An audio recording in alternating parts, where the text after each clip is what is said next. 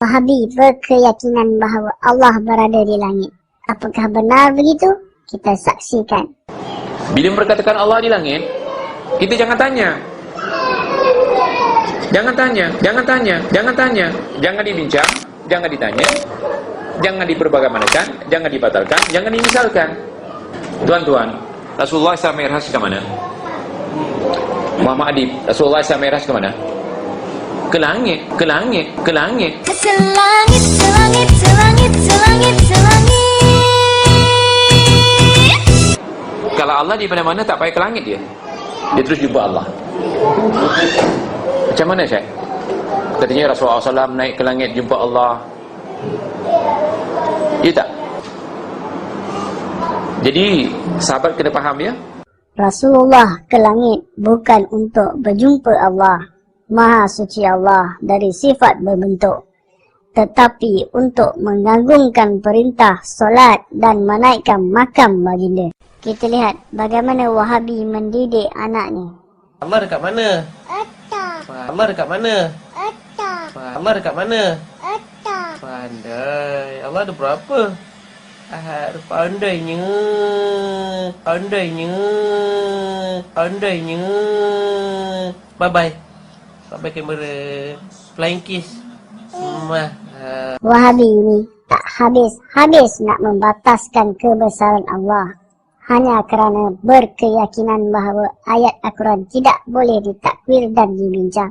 Apa pula pandangan dari ahli sunnah yang sebenar? Jom kita saksikan. Dia yang mencipta arash, Allah Ta'ala yang mencipta langit, Allah Ta'ala juga yang mencipta tempat.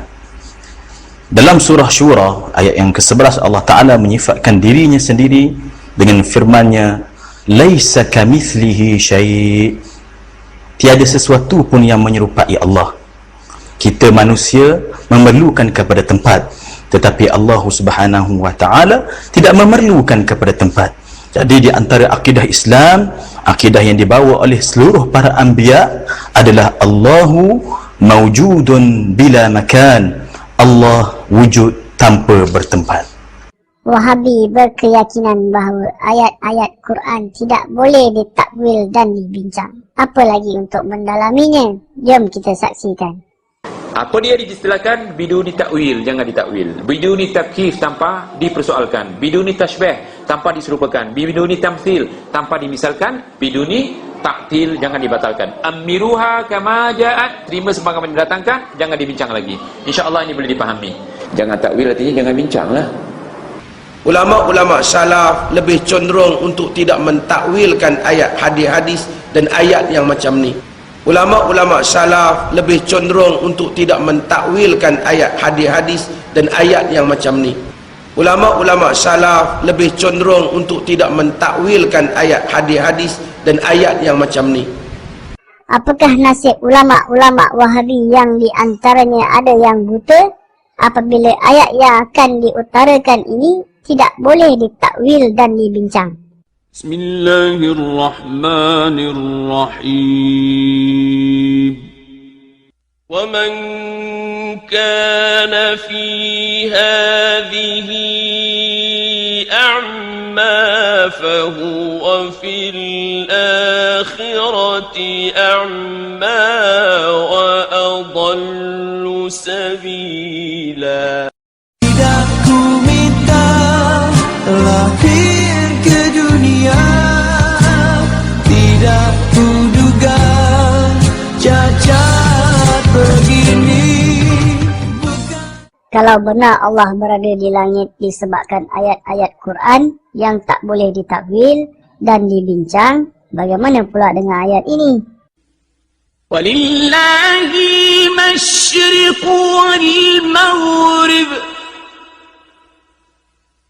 فأينما تولوا فثم وجه الله إن الله واسع عليم. Wajhullah, wajah Allah kita tak tahu. Muka kita dengan muka pintu pun tak sama. Muka kita dengan muka tembok pun tak sama. Takkan nak sama muka kita dengan muka Allah Azza wa Jal, tapi dia sifatkan, maka kita beriman dengan apa yang dia bagi tahu dalam kitab. Tak boleh takwilnya. Kalau tak sesuai dengan kehendaknya, mesti dia takwilnya. Tak percaya, jom kita tengok. Ayatnya, wa huwa ma'akum aina ma kuntum. Macam mana Ustaz? Ya. Dia yakni Allah bersama kamu di mana saja kamu berada.